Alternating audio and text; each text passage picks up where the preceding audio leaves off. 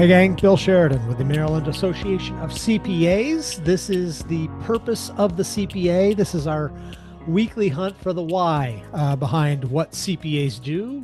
We spend too much time talking about what CPAs do, not enough time talking about why they do it. So we're trying to rectify that, right? Looking to do our part to help change the narrative about this profession. And this week, my guest, he's an old friend of the MACPAs, Jack Greenberg.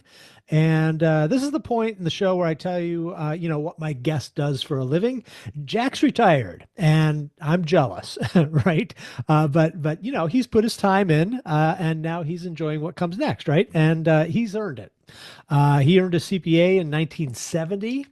Spent the majority of his career with the Rouse Company before it was sold in 2004, and spent some time in public practice with what was then a Big Eight firm. Also, some time as a consultant, rather, and he's seen a lot over the years. Jack's seen the profession evolve with the times, and his why these days, he says, goes hand in hand with that evolution, right? He's all about helping people get comfortable with change because, let's face it, that's the only constant these days, right? I'm going to let Jack tell you a little bit more about all of that. Here's Jack Greenberg with his Bill, CPA initially story. it was, you go off to college and you're trying to figure out what to do. And I liked business Hmm.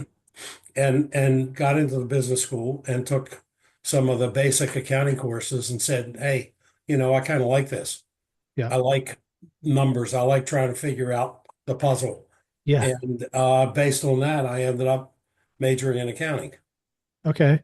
That's great. Yeah, I've talked to a number of people who have made the same analogy that it's like a puzzle, right? And all the pieces fit, and there's an answer, and they kind of like that structure that comes with the work.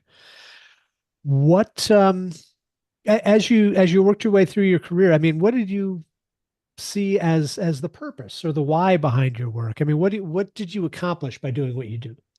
Well, actually, I kind of migrated from what you think of as traditional accounting, sitting behind a desk, into more of a consulting role Yep. and working with clients, working throughout when I was in industry, working throughout the company with our projects to review accounting and control systems and make recommendations for improvements. My consulting was after the Rouse Company was focused on outsourced internal audit. But again, it was you were out, you were working with clients, you were helping clients do things better, Hmm. improvements to systems, improvements to procedures, different ways of looking at things. So often we like to do the same thing the same way. People are not comfortable with change. Right. And doing the consulting role was helping people to get comfortable with change and to learn ways to do things differently and better. Yeah. Yeah. And that background in accounting is so, I don't know, it's so fluid that you can apply it to almost any type of client or business that you're working with, just kind of helping them understand their business a little bit better, right? Right. It's the analytics. It's taking a look at what they're doing and saying, is there something we can do a little better? Is there something we can do or something that we don't need to do? There are a lot of companies that do a lot of work because it's always been done that way. Yep. And when you go in and you say, why do you do it? They say, well, it's always been done that way, but do you need it? Mhm. No. Yeah. So you can really improve processes by eliminating things. What do you love most about being a CPA, Jack? I think the best thing was being able to get out and work with lots of people all over the country, um, to help them do things better, to, not just work toward a goal of getting a financial statement out, but a goal of trying to help your clients do things better. The satisfaction associated with improving the world that we live in, and sometimes in my own little way, but helping to improve it. Absolutely. Well, and you've got, a career's worth of experience behind you, and I'm just kind of curious, if you were sitting across a table from a young person, high school, college, trying to figure out where they fit in or what they want to do, I mean, what would you tell them about accounting, having seen, the evolution of this profession from when you started to where it is today? I mean, what would you tell them about this profession? And I think, you got to look at the whole picture, not just the little piece of the accounting class. It's what I want to do with my future.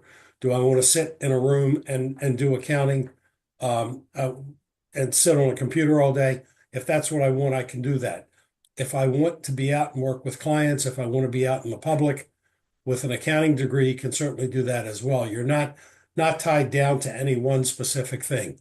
Um, there are lots of ways to move into management and to become a key part of big companies. They're always looking for CFOs. CFOs are certainly not sitting behind a desk at most of these companies. They're out.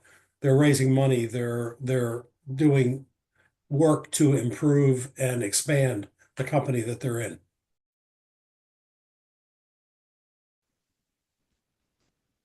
Great stuff there from Jack Greenberg. So glad he could take time out of his busy schedule to be with us this week.